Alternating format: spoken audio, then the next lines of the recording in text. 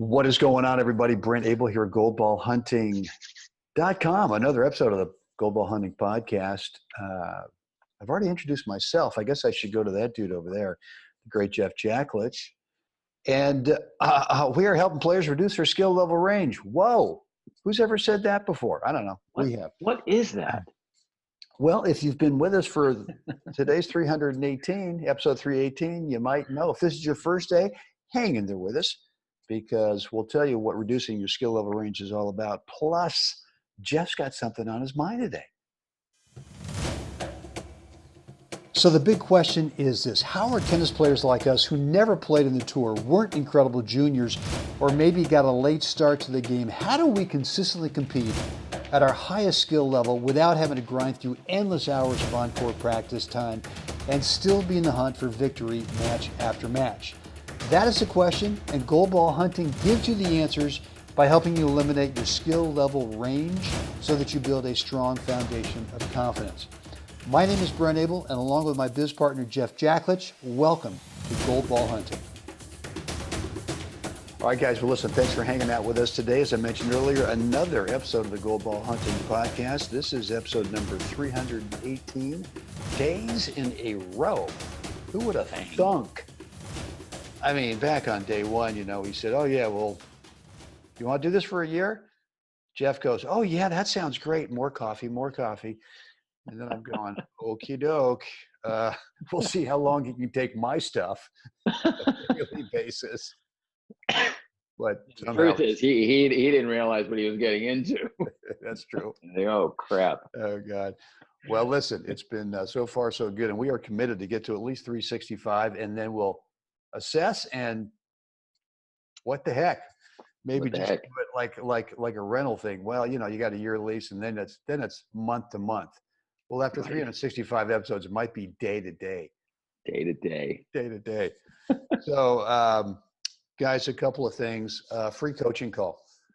Jeff and I are offering a free coaching call, 10, 12, 15 minutes, whatever it takes to kind of help you zero in on the one thing that if you were to work on it for the next 30 days might make a significant difference in the result you're getting in either singles or doubles. So way to get on that free coaching call. It's private. And just go over to goldballhunting.com, drop in a first name and email address.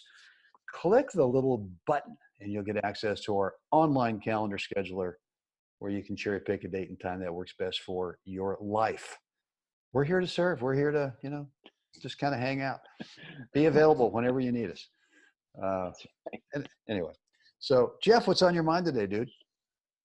Well, let's see. Where am I today? I'm back in Northern Cal in Moraga.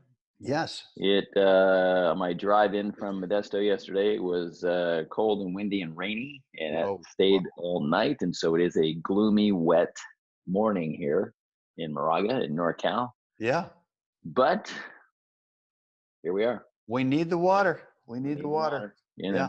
Yeah. A little more rain supposed to come in later this morning, I think around 11. Yeah. So that has killed this morning's on-court sessions, which is a little bit of a bummer. But just means I get to spend more time with you, B. Which is a major bummer. Right. Hey, good news, Brent. I got rained out this morning. Yeah, well. Let's see. I've got to stick a needle in my eye for the next 2 hours. Okay. Oh, boy. Look at the time. I think I left the iron on. That's right. All right. Anyway. So listen, are you going to be there tomorrow? Tomorrow is Thanksgiving Day. I'm flying up tomorrow. I'm down here in the desert. I'm flying up there to Oakland early in the morning. Are you going to be around tomorrow? I am. Okay. I am. Good. I am. You want me to come get you? Well, either that or I guess the Uber guys work on Thanksgiving too. So. Yeah, listen, I'll come get you. I mean, right, I can be your Uber. All right, great. Great. There you go. That takes care of that. Done. Okay, so what have I got for you today? Yesterday, before I left Modesto, got another chance to play some really good dubs. As Mark Nicholson and I are getting ready for the Wilson at the end of January back down in Palm Springs. Right. And so we're playing as many doubles matches as we can along the way, kind of ironing out not necessarily what we do on the court, because we have played together for, since 1980, 81, somewhere in there was when we started our first. So there's not much for us to do in terms of movement. Who knows where to go where? We're kind of one mind. And the first time we played together, we actually moved that way as well. There was not a whole lot of figuring out what to do. We just naturally just, kind of. That's it's cool, right? It's a rare. It's rare, but I wouldn't say it's that rare. I mean, I know for myself that there are certain guys, and even with mixed, where they're already skilled doubles players, right? And it's just like, it's just a matter of, well, can we get enough, maybe 4 games where each of us serves and each of us returns, and we kind of go, oh, got it. I see that you know all the stuff. I think we're good to go. Right. Yeah, for us, it was just like that. We just got on the court, moving, crossing, no hesitation, just kind of did what we did, and it was just like that. And the first tournament, I think, was up in the Chico Open, right? Way back in the day, and fun tournament. That tournament, yeah, it was just a great event, and the barbecues and all the stuff, and the club membership, and actually he came out and just flooded the place. That's right. Yeah, it was just a gas. Right. So we ended up with just a massive following, but we come in unseeded. We knew everybody, but came in unseeded and everything. We lose in the finals. And by the time we got to the finals, it was just mayhem in the crowd, and it was just a gas. Yeah. I want their autograph. God dang it! Get out of my way. Yeah, it was just a gas. So that was our first tournament together. And hey, so you think we should play some more? Yeah, I think so. Yeah. Okay. Okay. So anyway, so yesterday we had a good chance to get out there and play, and for some reason, and some days, you get on the court, and I didn't really have neither one of us had a big intricate plan. It was really just about, let's just pay attention to playing some journeyman ball here, and not, because that's what we need to solidify. We need to solidify the return to serve game. Let's really focus on getting first serves, and not necessarily hitting big first serves, but a lot of first serves, so we can get in for the first volley, and just some really basic journeyman things that players should be doing at all levels of the game. They should be doing this. And so I just want to share that's something that is right now, this far out, we're about 60 days out. And that's where I'm, when I'm on the court right now, that's kind of what I'm just sticking with. I'm just sticking with that mindset. And yesterday it was really great, because I found myself as I came in, and as much as, the guys we were playing Mark Weir and John Panera. That's some good. That's some good tennis right there. That's some good ball, and so there's lots of good returns and things down in the dirt that we both of us had to handle. And yesterday, I just had this calm when I came in, and just, I don't want to say casual, but that's almost the way it felt as I came forward. I just made no big effort to try and get the ball on the fly. Make sure I dug it out in the air as a first volley, and that calmness just translated to just great pickups and just sticking the ball back cross court. Nothing flashy, nothing great, but I found that I was catching the returner then time and time again at their feet, because I didn't make a big deal out of it. I just came in, then moved to the next spot, and that's something we've talked about, your court positioning and all that. And I just found that, and the more it happened, because it kind of just happened. I just came in the first couple times, and it's just it's right there, and I went, let's just see if we can keep that. It was just something I made a note of, when I was playing, and I just kind of stuck with it. We played 2 sets and then a Coleman breaker. So it was a good solid, hour and a half or so, almost 2 hours on the court. Yeah. So you get out there, you're just kind of calm with the thing, and making shots, and not doing anything, not thinking you have to do anything spectacular. No, and just everything. And so there was quite a few points where I came in, and first volley just stuck it cross court, and then just stayed with the same target 3-4 times in a row. And by the third one or the fourth one, Mark or John was looking to think I was going to go center. take that little ball and drive it down the center of the court. I just didn't. Each time I caught them that half a step kind of cheating center, and then they had to come back and get it, and that was the end of the point. They missed. I didn't hit a winner, and so that was part of it too. I just kind of I wanted to stay in this mode where I also, without teeing up easy balls, I just wanted to stay this journeyman kind of thought process, so I would get more balls to actually execute. And then because the other stuff is it's just so painfully obvious in doubles, especially when you've constructed the point and then the finished ball is like right there. And so I just kept driving this same target off both sides. And when I was stuck on the baseline, same thing. I didn't get greedy. I just I kind of played. I probably played off the forehand backhand side. Probably hit like a 65-70% ball. So it was a little lower than like grip it and rip it. And I just found this really great. I was really able to control the ball and dip it and get it down a little bit, and they'd set it up again. I'd do it again.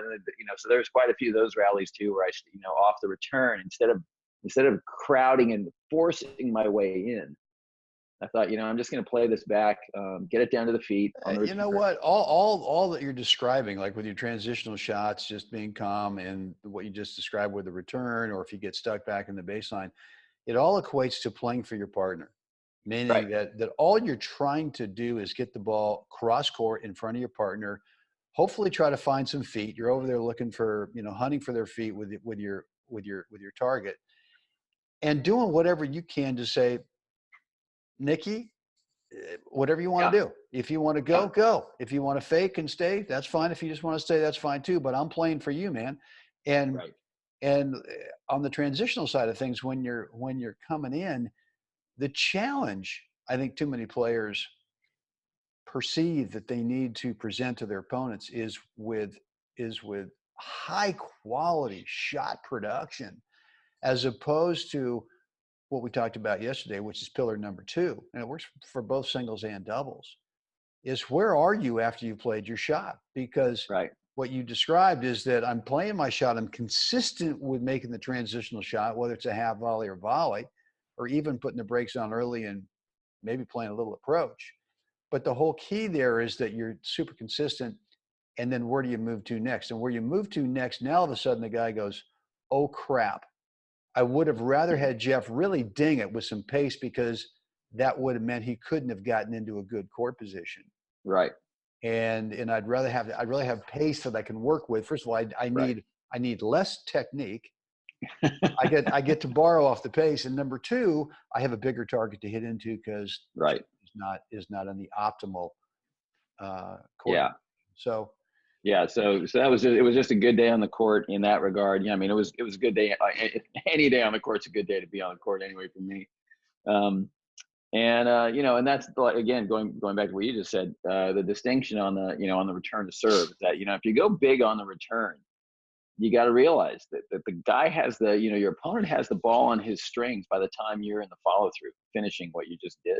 Right. And so yesterday too, that recognition, I was squaring the racket really well to the ball off the forehand side. So not a topspin return. I mean, just pure flat, squaring the racket well. And so off the forehand side, I wouldn't make a big deal out of trying to get in off of that, off the first serve, especially because the guys just got the ball too quick. And off the backhand side, just felt really solid off the slice and chip return, and definitely second serve. I was just knocking the ball down, making them play in the dirt, and then I was I was already at the service line by the time they had the ball at their feet.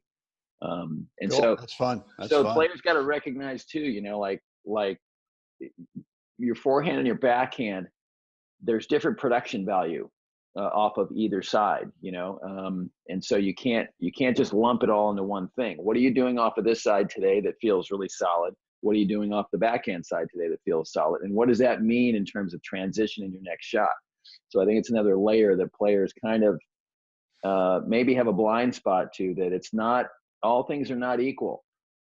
The type of serve you get when they go to your backhand, the type of serve you get when they're trying to go big down the forehand, and so I think players kind of lose their way maybe a little bit sometimes without making the distinction as to what's the best ball to play when, I mean, servers have patterns and they lather, rinse, repeat just, all the time. And so are you lumping it all together? Or are you making the distinction between the two? And I'm very clear most of the time about my time frames when, off the return and what I can and can't accomplish in that little time frame. So yeah, it's something for our players to think about. Yeah. Well, look, I mean, I think the bottom line here is play for your partner. Number one, always play for your partner. Right. And like you said, I mean, eventually you're going to work yourself into a court position where now all of a sudden it's going to be a no-brainer put away opportunity. But what I hesitate to say that, because too often what happens is players go, well, let's see, I'm 3 feet behind the baseline. This is a put away opportunity. Yeah. No. Maybe for 3 feet behind the net and you have to come in because this dying duck is up there. Maybe that is a put away opportunity. Right. But that was that clarity too. In fact, yesterday I actually told Nikki, as I was starting to feel, the return, I was like, okay, I'm on the ball today. I can really feel this. I said, the second you see Mark or John go down in the dirt, I go, don't poach. I go, just go straight at him and just cut the angle off that way instead of poaching, because both of those guys can hit that little carve down. Yeah. Right.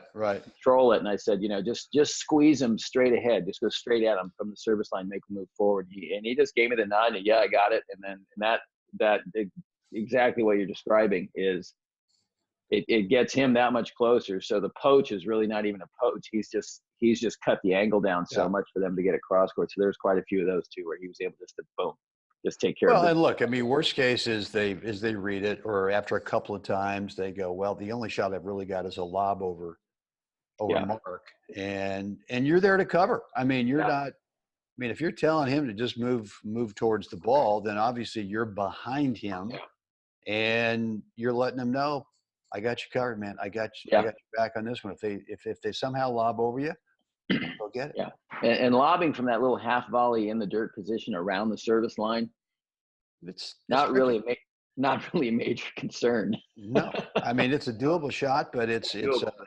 It's tricky. Good. All right, guys. We'll hope you got something out of that today. Great stuff. Jeff, just a quick reminder, free coaching call. 10, 12, 15 minutes, whatever it takes, to try to help you kind of zero in on that one thing in your game right now that could be the 5 pillars. We've added a pillar here over the 318 days. But pillar number 1 is technique. And really, technique is all about doing less. It's not adding. Yeah. So if you come to us for stroke technique help, that's cool. But what you're going to find is we're not going to say, well, you need to do this extra thing. We're asking you to say, as Mr. Stowe so eloquently said to me, Mr. Abel, just stop doing that little thing. Okay. Just stop it. Yes, don't do it ever again. All right. We'll probably pare away some stuff. Number 2 is tactics. We talked about that yesterday. Tactics is really more based on court positioning. Number 3 is going to be mental. You got to be able to mentally know how to compete. Number 4 is going to be physical. You need to drop some pounds. Okay, we can help you do that. Or maybe you need to start doing some things that are more tennis specific in terms of physical. And then the 5th thing is experiences, plural, right? We got to get you in the arena more often than what you're doing right now, so that you can sort of start to realize all of the 4 things we just talked about, the first 4. Well, you can be doing those, but the 5th thing is really kind of the key. So the way to get on that coaching call, go over to goalballhunting.com, drop in the first name and email address, click the button, get access to our online calendar schedule. Pick the date and time that is best for you. Jeff, what do we want to find folks to do right now? Like us, share us, please subscribe. Let us know what you think down below. iTunes, Stitcher, rate and review. Goalballhunting.com. Spread the word. Put it out there. Yes.